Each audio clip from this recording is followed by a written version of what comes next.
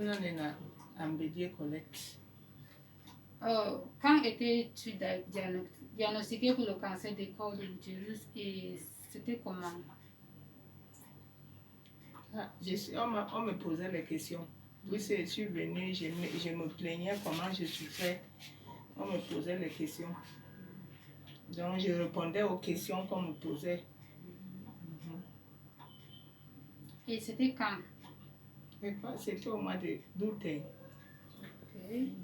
Quand j'ai commencé ici, c'était au mois d'août. Et après le temps qu'on a posé des questions, comment on a fait pour savoir que vous avez le cancer du col de l'utérus?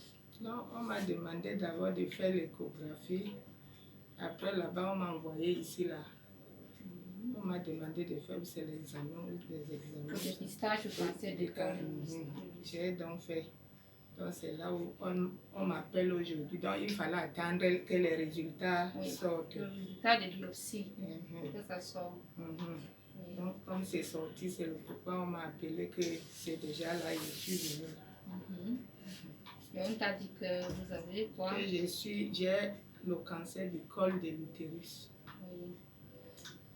Pensez-vous que le vaccin contre le cancer du col de l'utérus pouvait vous prévenir de ce cancer du col de l'utérus? Ah, ça, je ne sais pas si ça pouvait ou pas, puisque je ne me suis pas vaccinée. Peut-être si je me vaccinais, ça pouvait donc ça pouvait mettre une barrière entre le cancer et la maladie et le truc. Et comme je ne me suis pas vaccinée, peut-être c'est le pourquoi je suis atteinte. Okay. Avant d'être diagnostiqué, est-ce que vous avez eu une idée concernant ce vaccin contre le cancer du col de l'utérus? Est-ce que vous avez une idée avant d'être diagnostiqué? Oui, je ne connaissais même pas qu'il y avait un cancer. C'est à base peut-être dans les hôpitaux, dans les télés, les médias, dans les réseaux sociaux qu'on disait, parce que même des fois même il y a les débats. Ce qui est marrant est que même dans les télés, on décourage le problème du vaccin là. Parce que quand tu suis même les télés, il y a les gens qui disent que non, ce n'est pas bien. Mais pour moi, je vois que si ça peut vraiment empêcher que les gens ne soient pas atteints du cancer du col de l'utérus, c'est bien.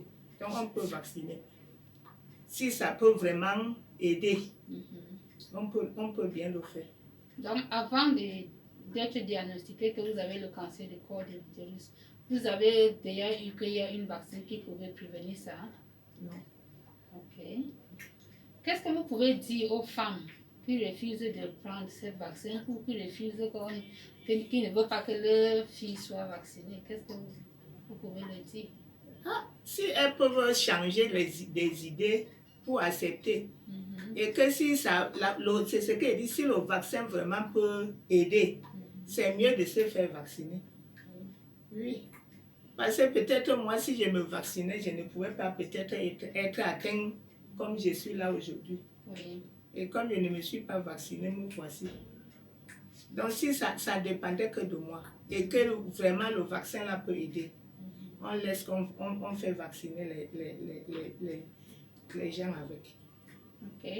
Et concernant les gens des réseaux sociaux qui font passer des messages en train de décourager les gens de ne pas prendre ce vaccin, qu'est-ce que vous pouvez dire? Je vais encore. Mais tout ça, c'est pour décourager les gens. Mais si on peut les empêcher de ne pas décourager les gens, c'est bien. Au cas où on ne peut pas alors. Mais la personne qui est consciente, qui connaît que non, si je prends le vaccin là, ça peut aider, ne peut pas suivre tout ce qu'on suit là.